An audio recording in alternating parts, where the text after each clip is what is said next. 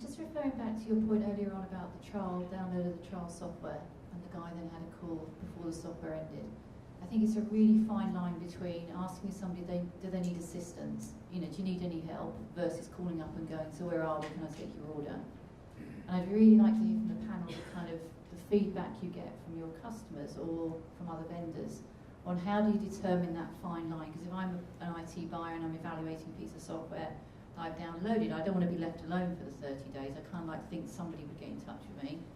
But by the same token, I probably don't want 3 phone calls, 2 emails, when am I going to buy it? So you go into some timelines or some suggested mechanisms that you see that work, that kind of straddle that fine line. Yeah, so Mark, take that.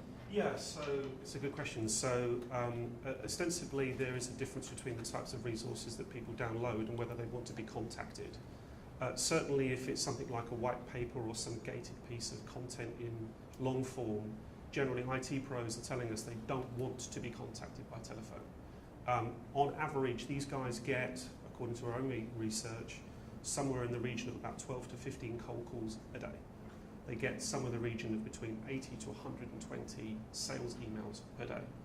Plus they're trying to make sure that systems are working, servers in good state, whilst also troubleshooting and making sure that their organisations are in a technologically sound place. So they're very time poor people.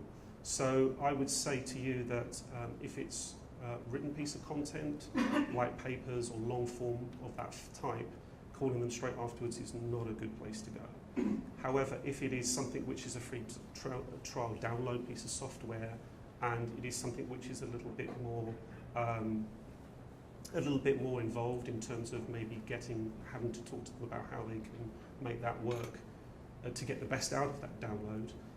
I think somewhere in the region of actually looking at them as sort of the next 5 to 7 days and touch point with them and take a look at their usage, see how they're using that, and then check in to say, you downloaded that piece of software 5-7 days ago, how are you getting on with that? Is it working for you? Is there an argument on the enterprise level that you put some kind of pre-sales technical support in first, so rather than having a sales approach, you have a tech support approach? It should be a tech support, yeah.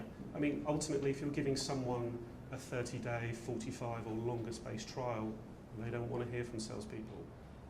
Ultimately, looking for tech support, they're looking for their business problems to be solved, and so engaging with the tech support guy on the other end helps them get the best out of that software, and then hopefully they'll arrive at a destination point a bit further down the line whereby that's being optimised for them, they've got to use it, they can see a difference, they're in a position to buy.